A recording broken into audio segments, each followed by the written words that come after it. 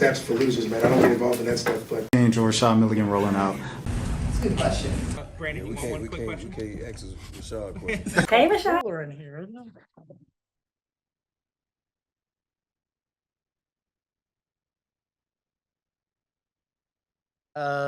First, I give Chicago a lot of credit. That first half was they made things really difficult on us. I like the way we came out in the second half. We got a little bit of a lead, going into the fourth, but the big story of the day is Rye's second half, how she just got it going and kept it going, and it was great to see her have like a breakout performance. Hey, Coach, I just wanted to, okay, all right. Just wanted to ask about Nas. There was a point in the third quarter where she had a shot clock violation on Angel Reese. She forced one rather, and that seemed to cause this like avalanche. Seemed like defense turned on after that. Did you notice that as well? Well, I definitely noticed that possession. That was some fantastic defense. I mean, she's tough to guard around the basket, and she's crafty to create some angles. And Nas just did a good job at every turn, cutting her off. And I thought the energy in the building went way up after that stop, and then carried over into some knocking down some shots. So that was a lot of fun. Coach, you mentioned first half that obviously was slow, but what was the message that you said to your team in the locker room going into the second half? No, we wanted to make a couple, adjustments on how we were doing things, but in truth, we were 3 of 20, I think, from 3 in the first half, and usually that's when people will tell you to stop shooting them, but that's not a good shot is a good shot, and you just got to keep with it. And we ended up going 12 of 37 from 3, and we did a much better job with our field goal percentage in the second half. Unfortunately, took us a while to get going offensively, but then, once we did and the energy started building up, everybody started to play a little bit better on both ends. Hey, Coach, I wanted to ask about BG. I know she's been doing this for a long time, and she just passed Lisa Leslie for second on the all-time blocks list. Just can you talk about what it means to have her in the paint and just what she does for this team? Yeah, obviously she's one of the best players in WNBA history to be second all-time in blocks. And then, on a day where she was being honored for helping us win a gold medal, it's a big day, and I'm really happy for her. And she's been nothing but great since she's got to Atlanta. Her leadership, she kind of calms everybody down whenever things start to get a little jumpy. So it's nice to have somebody with that kind of experience on the team. Coach, I know you already talked about Ryan, but what has been the messages the last few games? She hadn't had that breakout before to have it tonight. What's the message that you've been telling her and keeping her going so that the night like tonight could happen? Well, she's obviously a special player, and she's, her game at Seattle was just unbelievably good. So she's capable of having these kind of nights, and it's a matter of just her seeing her opportunities, like when she has space, either to shoot it or to drive it. And I think the more aggressive she gets looking for opportunities, it opens up a lot of things for everybody. They start running at her. She uses her shot fake. Then she can get downhill driving. And then once they help, she can move it to somebody else or try to finish, and a lot of times get to the foul line. So, I want her aggressively looking for opportunities. And, today, like once it got going in the fourth, I didn't have to say anything. She just got the ball. And if she had a little bit of room, she's putting it up, and she's feeling really good about it. And I was feeling really good about it. So just a great game by her. Coach, can you talk a little bit about just the team chemistry and how it has evolved over the last couple of months? Well, everybody gets along really well. I can't speak for any other locker rooms, but we've been really lucky. Our team really enjoys being around each other. They have a lot of fun. Sometimes I have to, hey, we're going to get to work here. Like, they just enjoy being around each other and joking around and always messing with each other. And it's like, all right, you're really lucky when you have a team that likes each other this much, but at the same time, sometimes it's just time to get down to work and get things done. And these practices that you have are very short. And if you're going to be making progress, you really have to be locked into what you're doing. And I've always believed you don't get better just because you played more games. You get better because you have a concerted team effort to improve something.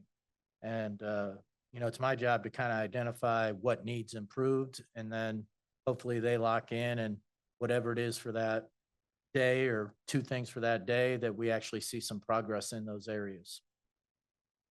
Coach, again, Ryan Herrick coming off of a stellar performance, but I do want to ask you off the court question. Where did the nickname Ride or Die come from?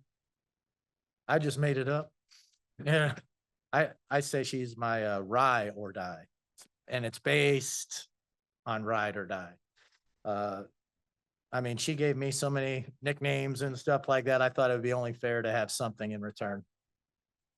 The first one was Big Wheeze, and I don't even know what that's about. So apparently there's some kind of cartoon that I'm not aware of, but Coach, and I've been afraid to look it up. So don't show me. Don't show me if you'd look it up. Coach, of course, you guys are in the midst of the Commissioner's Cup. I guess, are you guys paying attention to the standings or anything? Or are you guys just kind of just going out there and just trying? I mean, of course, getting a win, of course, but are you guys keeping up with the stands or anything of that sort?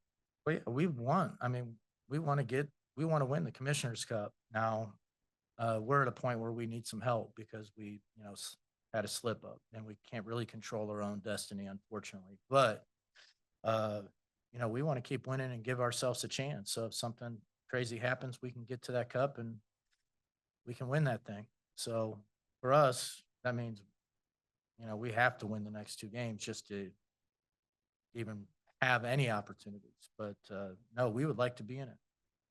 Coach, you said that a team gets better with a concerted effort towards, just working on a few things. If you had to kind of point out the top three things you're working on with this team, what have those three things been? Well, it does. This is, I think, because we're putting in a new system. It seems like we do like work on one thing, and then something that we had going pretty good, all of a sudden it's not as good, and we have to go back and address that. Like our, at the beginning of the year, we had really good ball movement and spacing, and then all of a sudden we started to emphasize defense a little more, and because we weren't that good at defense, and the defense got better, but then our spacing got worse, and so we had to go back and address that again, and kind of show them how we were playing early in the year, and they're like, oh yeah, I see that. And I think there's some things like that just kind of goes back and forth, and it's until those things become a habit, it's hard to get too deep into a lot of complicated things. Basketball can be simple. How can you get really good shots, and how can you keep the other team from getting easy shots? And so we kind of evaluate if we're giving up easy shots, why?